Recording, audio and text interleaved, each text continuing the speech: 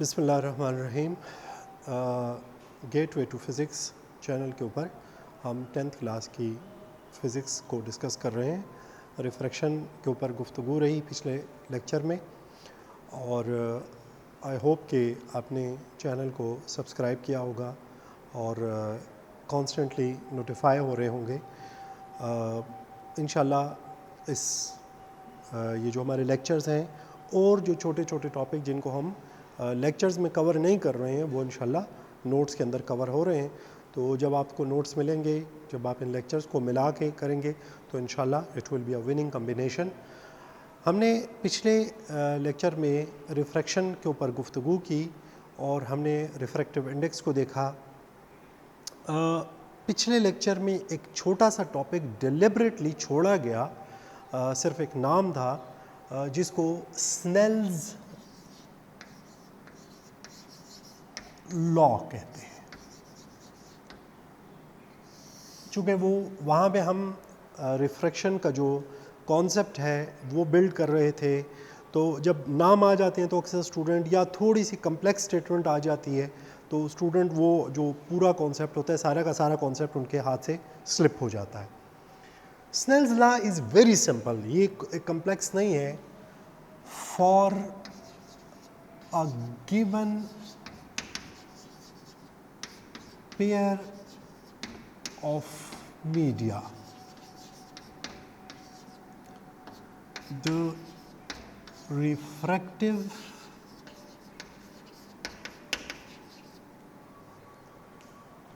index is constant.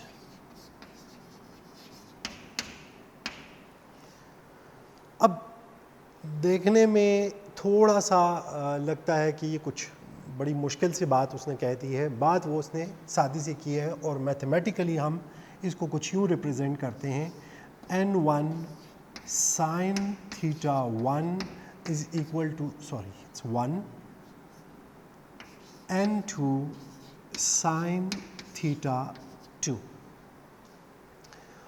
देखिए student, अगर आप इसको सिंपली यूँ ले लें कि अगर हम इसको इधर ले आएँ sine theta 1 divided by sine theta 2, n को देखिए मैं अपनी जगह भी छोड़ रहा हूँ, इज इक्वल टू n2। अब आप थोड़ी देर के लिए वो जो पिछले लेक्चर में हमने वीडियो डिस्कस वो जो डायग्राम डिस्कस की थी, आप उसको रिकॉल करें। ये हमारे पास ये थीटा 1, ये थीटा 2, इसका रिफ्रैक्टिव इंडेक्स n1, इसका रिफ्रैक्टिव इंडेक्स n2। सो अब अगर आप n2 को देख लीजिए, अगर हम ये कहें कि ये एयर है तो एयर का रिफ्रैक्टिव इंडेक्स मैंने पहले भी डिस्कस किया कि इट इज़ 1, तो 1 को आप इधर इग्नोर कर दें तो वही sine theta i by sine theta r, वही फार्मूला आपके पास दोबारा से आपको वापस मिल जाता है। यानी हम कह सकते हैं कि ये जो इनका जो पेयर ऑफ मीडिया है उसमें जो रिफ्रैक्टिव इंडेक्स है वो हमेशा ये वैल्यू आपको हमेशा कांस्टेंट मिलेगी। एक्चुअली स्नेल्स लॉ रिफ्रैक्शन की डेफिनेशन है, लेकिन ज़रूरी नहीं है कि यहाँ पे एक पेयर एयर हो, कुछ भी हो सकता है, वाटर भी हो सकता है, ग्लास भी हो सकता है। यानी आपके पास जो पेयर बन रहा है ये पेयर ज़रूरी नहीं है कि जिसमें पेयर के अंदर एक डेफिनेटली एयर या वैक्यूम ही होगा, ये ग्लास और वाटर भी हो सकते हैं। हम आज जिस टॉपिक के ऊपर एक्चुअली हमने डिस्कस करना है that is total internal reflection. अब पिछले लेक्चर में हमने बात की कि जी रिफ्लेक्शन को हमने क्लोज कर दिया है, अब हम रिफ्रैक्शन पे चल रहे हैं, और यही ख़ास बात है इस टॉपिक की कि रिफ्रैक्शन में एक हद ऐसी आती है जहाँ पे रिफ्रैक्शन कन्वर्ट हो जाता है या ख़त्म हो जाता है और रिफ्लेक्शन शुरू हो जाता है। यहाँ पे ये जहन नशीन कीजिएगा कि जो रेयर मीडियम है और डेंसर मीडियम है, आम तौर पर जब हम एयर को लेते हैं तो ये हमारे पास एक रेयर मीडियम है, और जब हम वाटर की बात करते हैं तो यानी जिसकी डेंसिटी रिलेटिवली ज़्यादा है, ऑप्टिकली डेंसर है, यहाँ डेंसिटी से मुराद मटेरियल डेंसिटी नहीं है, ऑप्टिकल डेंसिटी है। सो जब रे ऑफ लाइट, अब पीछे हमने ये गुफ्तगू की कि साइन थी, ये जो थीटा आई है it will be greater than theta, मैं यहाँ पे पूरा रिफ्रैक्शन लिख दूंगा, यानी थीटा आर जो होगा ये छोटा होगा थीटा आई से, और आप देख भी सकते हैं। लेकिन याद रखिएगा स्टूडेंट कि जब रे ऑफ लाइट डेंसर से रेयर मीडियम की तरफ जाती है तो उसके बाद वो जो रे ऑफ लाइट है वो बेंड हो जाती है। तो इस केस में हमारे पास जो थीटा आर बनता है और थीटा आई, तो theta r is greater than theta i. बस ये एक बुनियादी नुक्ता है, अगर आपकी समझ में आ गया तो उससे आगे कोई मुश्किल बात नहीं होगी। यानी यहाँ पे एंगल ऑफ इंसिडेंस बन रहा है और कॉरस्पॉन्डिंग एंगल ऑफ रिफ्रैक्शन ये है हमारे पास। अब मैं एक नई डायग्राम ले लेता हूँ, ये हो गया नॉर्मल, यहाँ पे मैंने बनाया, ये मेरे पास एंगल ऑफ इंसिडेंस है, ये मेरे पास एंगल ऑफ रिफ्रैक्शन है। वही पेयर था, लेट सपोज एयर और वाटर है, तो अब यहाँ पे जो एंगल बन रहा था आप देख सकते हैं कि यहाँ पे एंगल बढ़ गया है, ये एंगल नेचुरली नज़र ही आ रहा है। तो जब एंगल ऑफ इंसिडेंस ज़्यादा हुआ तो उसके नतीजे में एंगल ऑफ रिफ्रैक्शन भी बढ़ गया। सवाल ये है कि अगर हम इसको मज़ीद बढ़ा देते हैं, यानी ये जो लाइट है लेट सपोज यूँ निकल रही है, इस तरह जा रही है, मैं इसको सोर्स को यूँ पकड़ लेता हूँ, अब होता क्या है कि ये बिल्कुल इसके साथ इस पेयर की जो बॉर्डर है, ये रे ऑफ लाइट इस बॉर्डर पे चलना शुरू हो जाती है। मैं यहाँ पे एक एरो बना लेता हूँ। अगर आप गौर करें, अब ये भी एंगल ऑफ इंसिडेंस है, ये भी एंगल ऑफ इंसिडेंस है, ये भी एंगल ऑफ इंसिडेंस है, 1 2 3। इधर अगर इसी डायग्राम की मैं बात कर लूँ तो यहाँ पे आपको 3 एंगल्स नज़र आ रहे हैं और तीनों को तीनों एंगल ऑफ इंसिडेंस ही हैं। ये वाला जो एंगल ऑफ इंसिडेंस है इसके लिए अगर आप देखें तो एंगल ऑफ, अच्छा ये एंगल ऑफ रिफ्रैक्शन है, ये भी एंगल ऑफ रिफ्रैक्शन है और ये भी एंगल ऑफ रिफ्रैक्शन है। एक वक्त जब हम एंगल ऑफ इंसिडेंस को बढ़ा रहे थे, एंगल ऑफ रिफ्रैक्शन भी बढ़ रहा था।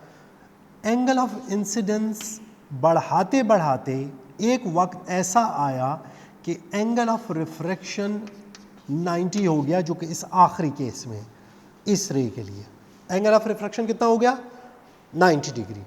जब एंगल ऑफ रिफ्रैक्शन 90 हो जाता है तो हम एंगल ऑफ इंसिडेंस का नाम बदल देते हैं। हम इसको एंगल ऑफ इंसिडेंस नहीं कहते हैं, बल्कि हम इसी एंगल ऑफ इंसिडेंस को क्रिटिकल एंगल या थीटा सी कहते हैं।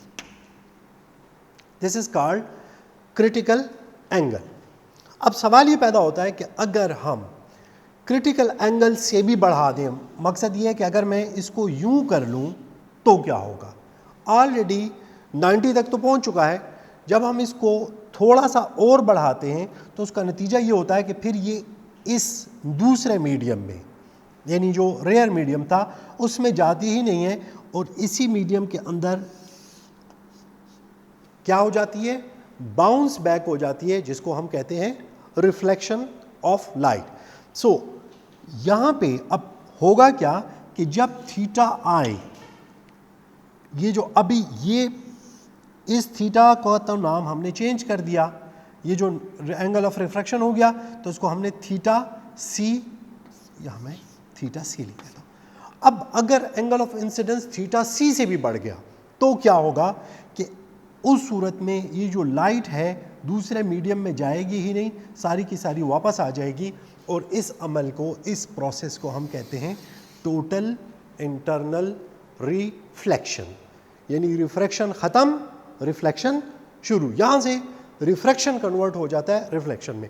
सो इसमें स्टूडेंट सिर्फ आपने 4 पॉइंट्स हैं जो अपने जहन में रखने हैं।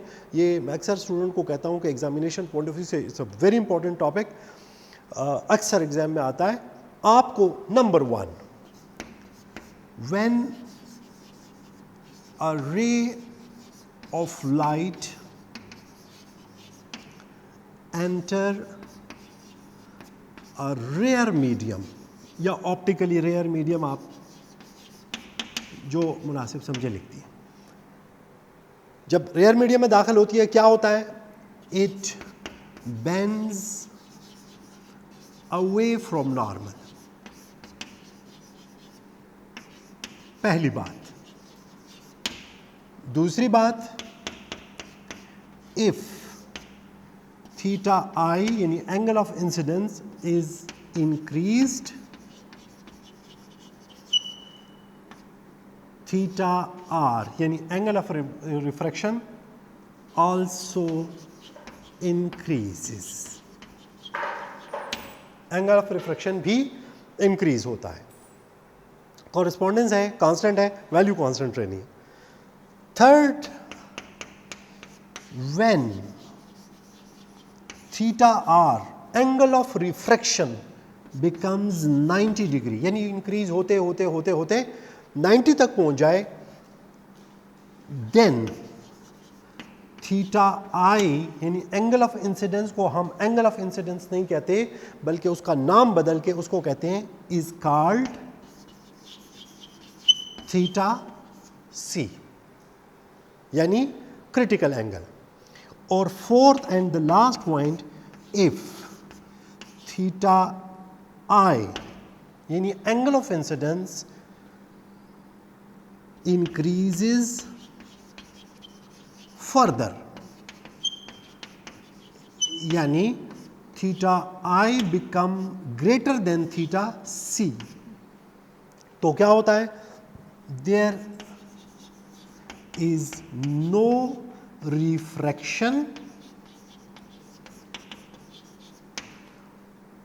All the rays are bounced back, known as total internal reflection. So students, in 4 points में आपका पूरा का पूरा टॉपिक कवर हो जाता है। इसकी एप्लीकेशंस बहुत इंपॉर्टेंट हैं, बहुत इंटरेस्टिंग हैं, थोड़ी सी डिटेल्स भी मांगती हैं, तो हम उसको इस टॉपिक के अंदर कवर नहीं करेंगे। इंशाल्लाह नेक्स्ट लेक्चर में हम उसकी जो एप्लीकेशंस हैं, क्योंकि उसकी ख़ास वजह ये भी है कि अक्सर व बेशतर क्वेश्चन पेपर में या शॉर्ट क्वेश्चन में application of total internal reflection अलहदा क्वेश्चन के तौर पे डील होती हैं, तो हम उनको इसके साथ कवर नहीं कर रहे हैं। इंशाल्लाह वो हमारे नेक्स्ट लेक्चर में, नेक्स्ट वीडियो में आपको देखने को मिलेंगी। Till then, best of luck.